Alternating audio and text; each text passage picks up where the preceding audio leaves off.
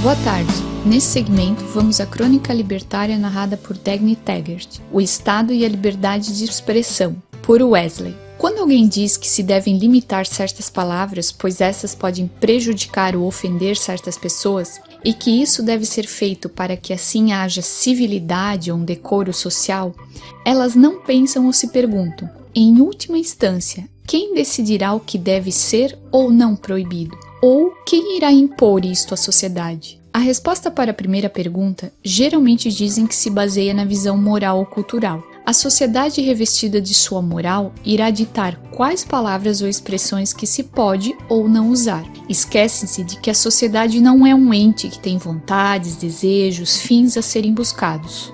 A sociedade é uma abstração que apenas representa uma quantidade de pessoas que habitam certo território dominado por um Estado. Essa quantidade imensa e variada de indivíduos com crenças, costumes e opiniões totalmente divergentes um do outro é que se denomina sociedade. Mas como uma quantidade tão imensa de indivíduos diferentes pode convergir em apenas uma opinião, e assim dizer quais coisas podem ou não ser ditas e por que esta infinidade de opiniões não poderia entrar em conflito, tentando limitar uma à expressão da outra? Ou pior, como esse tipo de limitação se aplica exatamente ao mesmo mecanismo que usamos para nos comunicar? Uma proibição de expressões ou palavras pode levar à impossibilidade de se argumentar contra a mesma, ou até a favor da mesma. Isso acontece. Um exemplo claro disso são os grupos de pressão, que se dizem defender direitos. O grupo X acha que as pessoas devem parar de usar certas palavras e expressões, pois seriam agressivas a esse grupo. Só que, lógico, outras pessoas podem defender palavras diferentes a serem proibidas. E o pior de tudo, como ambos consideram tais palavras proibidas, não há como discutir o assunto via argumentação sem alguém descambar imediatamente para ataques ad hominem. Assim, se criam grupos de interesses, um tentando calar a boca do outro, de forma arbitrária e totalmente ridícula. Isso, por si só, já seria argumento para nenhuma restrição à liberdade de expressão. Nenhuma palavra deve ser proibida, porque o risco para a capacidade humana de dialogar já seria muito maior que qualquer ofensa individual eventualmente sofrida. Lembre-se, você só se ofende com algo se quiser, você sempre pode ignorar um insulto. A resposta para a segunda pergunta se baseia no Estado. O Estado revestido de sua legitimidade fará valer a vontade de seu povo através de leis e sanções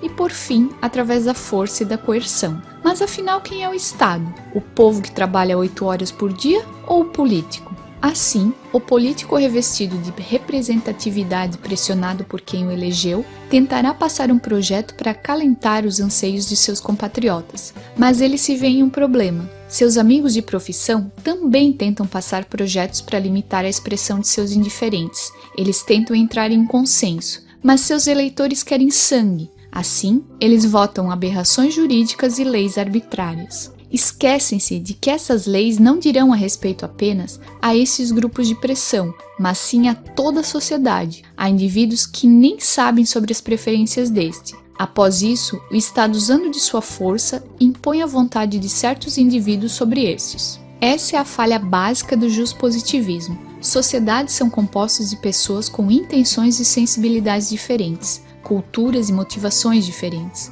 No momento em que alguém se julga juiz supremo e decide que a moral de X é melhor que a moral de Y, tudo o que resulta daí é apenas agressão gratuita a um ponto de vista. Em última análise, censura. Por isso que nem leis nem eleições têm a capacidade de pacificar a sociedade. A sociedade não é um organismo, ela é um coletivo. Compreendido isso, se conclui que qualquer limitação da liberdade de expressão, absolutamente qualquer uma, é uma censura em última instância, pois sempre haverá pessoas que não concordam, e o Estado impõe as decisões de alguns a outros. Após responder essas perguntas, você pode ter outras indagações como: mas e o contrato social? Não seria este que legitima a imposição do Estado frente a indivíduos que são considerados ruins pela sociedade? Para Hobbes, o homem é o lobo do homem, e este, se não existisse o Estado, invariavelmente tentaria se matar, vivendo em um estado de barbárie. Assim se concebe o contrato social, onde o ser humano abdica de certa liberdade e direitos para que vive em uma ordem social, sendo o soberano o governante que garante a ordem social. O homem é o lobo do homem, Para isso, é necessário outro homem para descer a porrada nos outros dois. Mas por que esse terceiro não tentaria oprimir os outros, já que ele detém o monopólio da força? Não poderia impor a sua vontade sobre os outros? Se ele é o lobo, como todo homem, é de se esperar que, da mesma forma, isso permitirá apenas mais violência. Mas suponhamos que este terceiro é um ser de luz, e este apenas segue o que a sociedade pede. Ele ainda seria legítimo? E o contrato valeria, não é? As pessoas que não são a maioria, que não concordam com esta e têm opiniões e crenças diferentes, ainda assim seriam obrigadas a aceitar a imposição do Estado. Mesmo que 99,9% da população concordasse e aceitasse essas imposições, ainda assim, este 0,1% da população não poderia ter sua liberdade de expressão violada.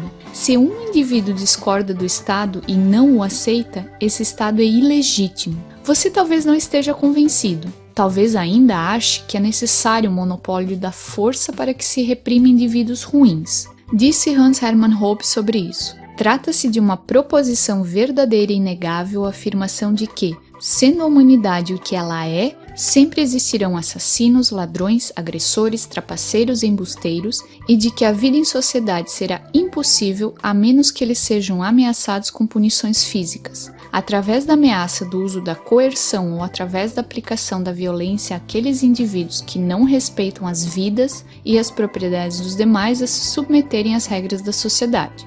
Ou seja, mesmo a proposição estando certa, não decorre que o Estado poderá ser este garantidor da paz social. Indago e afirmo que a proteção seria muito mais barata e de qualidade se esta tivesse concorrência. Com a palavra Bastiat, assim a liberdade é o poder. Em que consiste esse poder? Em ter a educação e os instrumentos de trabalho. Quem dará a educação e os instrumentos de trabalho? A sociedade que os deve. Pela intervenção de quem a sociedade dará esses instrumentos de trabalho àqueles que não os têm? Pela intervenção do Estado. De quem o Estado os tomará? A população já paga suas prestações de serviço. A diferença é de que o Estado, sendo ele o monopólio, o seu custo sempre será muito alto e a sua qualidade muito baixa. Sem falar que existe algo chamado político, que se diz ser aquele que irá distribuir e fornecer os serviços sociais, segurança, saúde, etc. Mas para isso, ele deve receber uma parte dos tributos,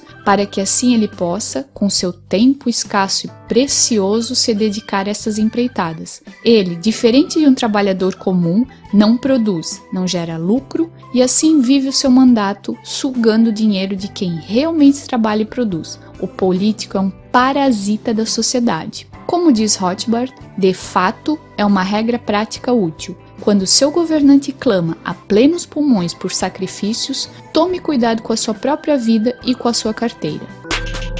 Obrigada pela audiência. Este vídeo foi patrocinado pelo Clube da Liberdade da Universidade Libertária. Entre para o clube você também.